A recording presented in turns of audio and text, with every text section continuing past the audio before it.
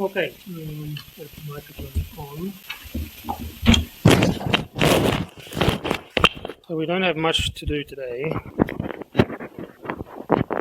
In fact, today is more of a tutorial than a lecture, and this is your problem. So what I'd like you to do is spend 5 minutes reading the question, and then have a look, see how you think you might solve the problem.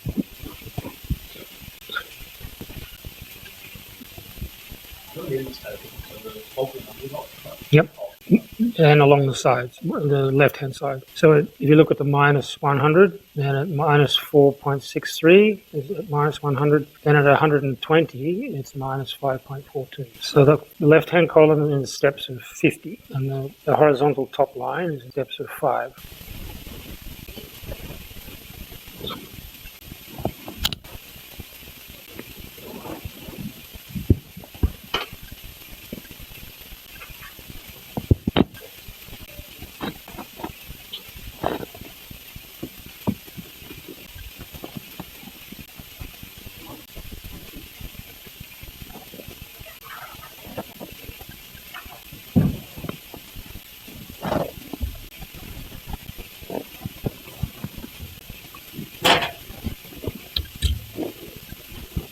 Okay, so do we have a strategy to solve this problem? Yeah. You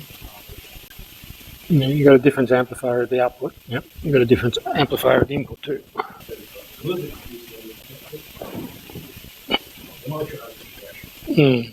Okay. All right.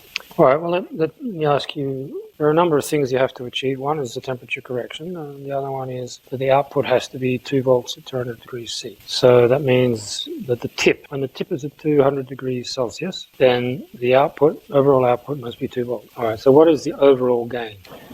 So how did you work that out? Yeah. So the overall gain, what did you say it was? All right, so overall we must have a gain of 185.5. All right, now what have you assumed there in making that gain? Sorry? Yeah, what did you assume? No, more fundamental than that. Yeah, so that's at reference equal to 0 degrees C. Because the table is written for reference at 0 degrees C. But your system obviously is not working at 0 degrees C, at room temperature. And so what we have to do is adjust the output as the reference moves away from 0 degrees C. So if it's room temperature 20 degrees, what will be the output of the thermocouple? At 20 degrees, if the tip's at 200 and the reference is at 20 degrees, that means temperature difference is 180, and so it'll be 9.67, correct? Yeah, so currently we have 200 degrees tip, and we have 0 degrees at the reference. I'm not going to have 20. Oops, for some reason my pen has died. Excuse me a minute. I don't know why this has died on me.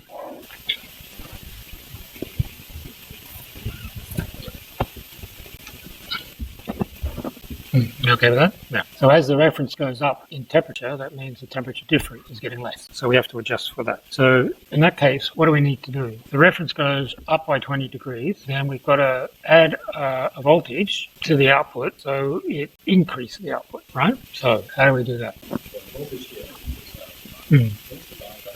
So it's a semiconductor temperature measuring device. So at 0 degrees C, it gives you 0 volts. At 1 degree C, it gives you 8 millivolts. 2 degrees, it gives you 16 millivolts. Yes. Yeah. So the output of this temperature sensor goes to the positive input of your final state. It goes to the negative one. And so, since we have to add a voltage to the output if the reference goes up, then where should we connect the positive voltage of the thermocouple? Should we connect it to the minus terminal or the plus terminal? It's not written which is which, so you can choose it. You have to choose it.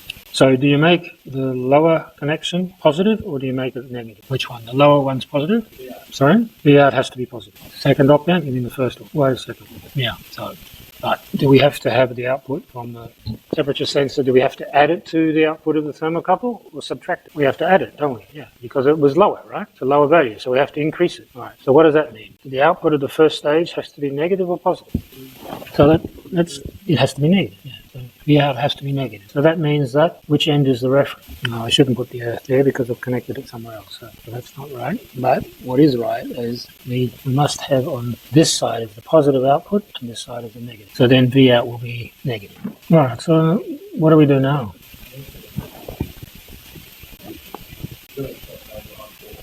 Correct, yeah. Yeah.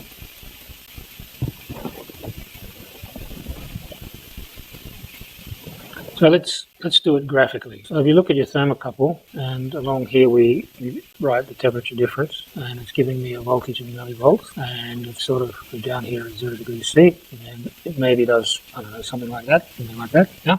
Say here is 200. And what we want to be able to do is add the output of our temperature sensor, which is at 8 millivolts DC. We want to add that. So what we need is the slope of our thermocouple curve, depending on our range. So let's say we go up to 20 degrees C. So we want to go from 180 degrees C to 200 degrees C. So we want to find out what the slope is here. So at 200 degrees C, we said it was 10.78, and here it was 9.67, wasn't it? Yeah, all right. So the difference is, what, 1, 1, 1, and that's done over 20 degrees C. So our thermocouple varies by around 1 millivolt per 20 degrees C. So we want it, so the output of our thermocouple is actually, we want it to be able to be matched to the 8 millivolts, so we actually want this to be 8 millivolts per degree C. So we've got 1.1 millivolt over 20 degrees C, and we have to come up with a gain in the first stage so that we get 8 millivolts per degree C. Then when we subtract, add, use the difference amplifier at the last stage, it actually adds, and it'll add the right amount, right?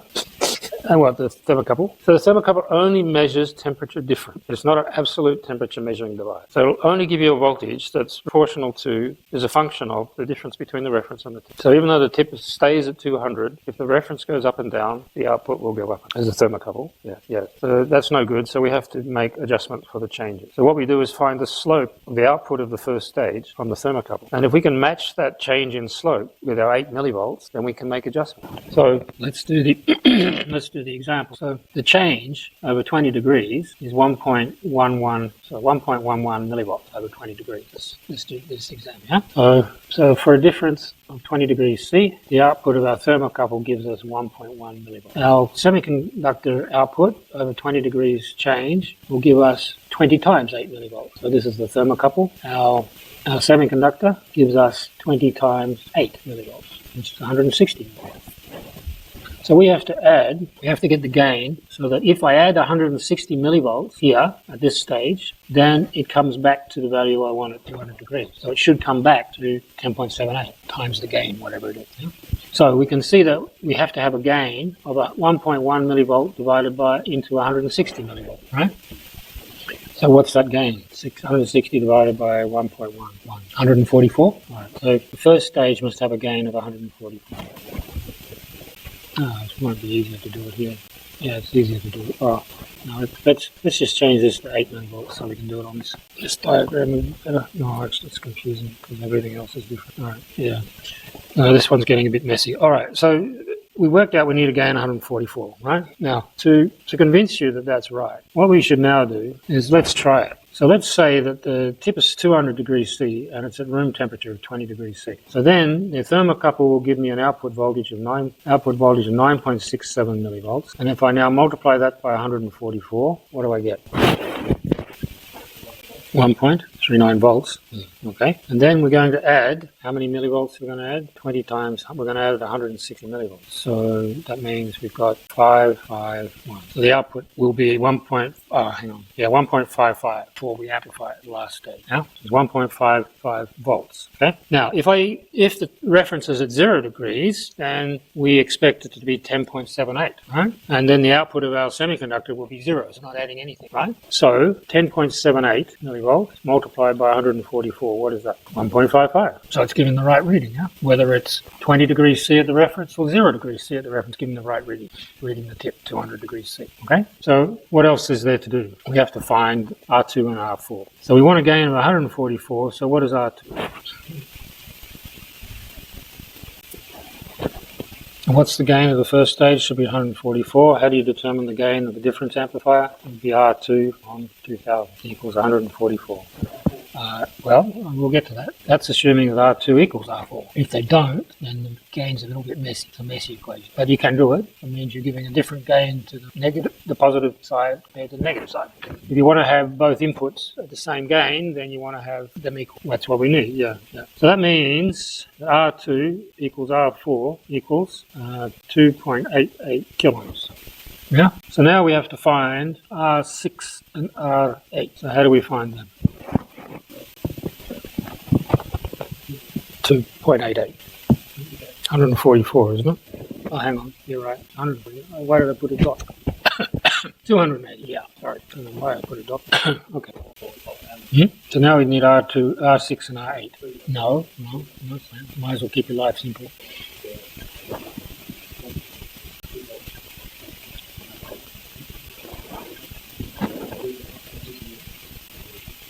Well, it's not always 160 millivolts at the bottom. It depends on the reference. So what is the second stage doing? Yes. And why? Yes.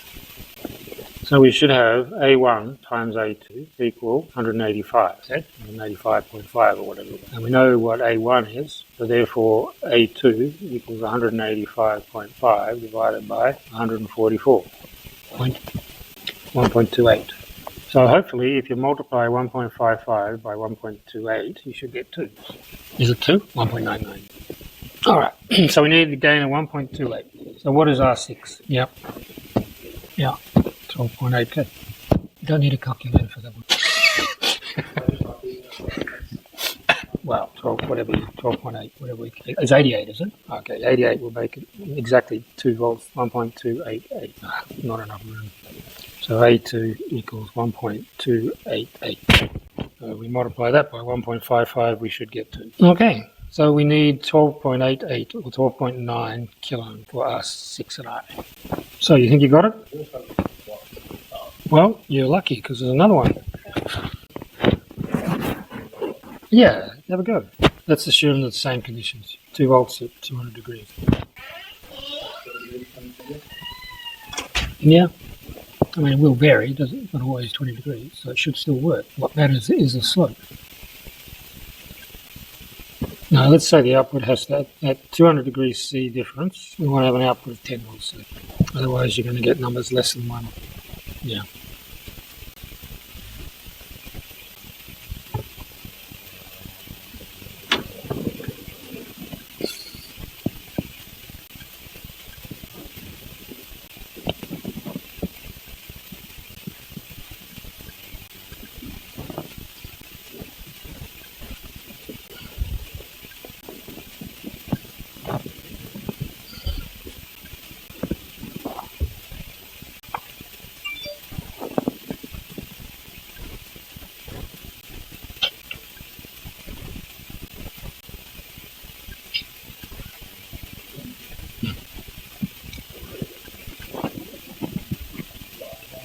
$45 what? Yep. Yeah. All right. So the slope will be the same, 1.1 millivolt divided by 20 degrees C. And this time you have to try and have a gain of A1 to match 5 millivolt C. So then A1 equals 100 millivolts divided by 1. That gives you the gain. Huh? So to find R2 then must be that times 500. So yes, it's a little bit below 50k. So that sounds right to me. Yeah. Now we want at 10.67 millivolts. We want the gain A1 A2 times that must equal 10 volts. So A2 must equal 10 volts divided by 10.67 millivolts divided by 1 on what did we say it was? 50 or something, wasn't it? What was the gain? That wasn't the gain. No, the gain was 50 something, wasn't it? Right? 90.1. 90.1. So what does that give us? Yeah, so then R6 must be 108k, 10.85k. Yeah. Okay, good. You can do it. Easy, huh? Good. That's it for today. That's it. Good job. Sorry? Yeah. Same. Yeah. But I can make it more complicated. What I can do is maybe I don't like 0 degrees C to be 0 volts. Maybe I don't like that. So I'll ask you, must have an offset of at 0 degrees C, I want to have 10 volts. And then at 200 degrees, I want to have 20 volts. So that means another circuit. Yeah. So you have to have another. So you'll add it in here. You'd have to have another difference amplifier. Yeah, it's matching the slope. Well, no, they're not attached. One's measuring the temperature. Not attached to anything. It's actually stuck on a metal plate. So the setup here is, if I draw physically what's going on there, you've got your thermocouple coming in, and that sits on a very thick copper plate. And this is the reference in, right? And then on this plate is your diode. Pretty poor diode. So sitting on here somewhere is our diode, and it's measuring the temperature. How does it measure temperature? So a diode equation goes like this. So you have current and your voltage. I equals some saturation current, e to the minus V on kT minus 1. So if I go log of 1 on 1 I sat equals minus, forget about minus 1, minus V on kT. So in other words now, if I have a fixed current, I set the current at some value, 0, so I set this, and so now I will have the voltage is equal to kT times the log of some constant. So it's proportional to temperature. So the problem with using that as a temperature sensor is that silicon diodes die at about 50. Yeah, because diodes are made of p-n junction, and so as you heat them up, the dopants move, and so you basically will destroy the device. I mean, you won't destroy it, but it won't operate as it's designed to operate. No, it's irreversible. Oh yeah, $5 from eBay. Yeah. Oh, JK, yeah. Yeah, well, yeah.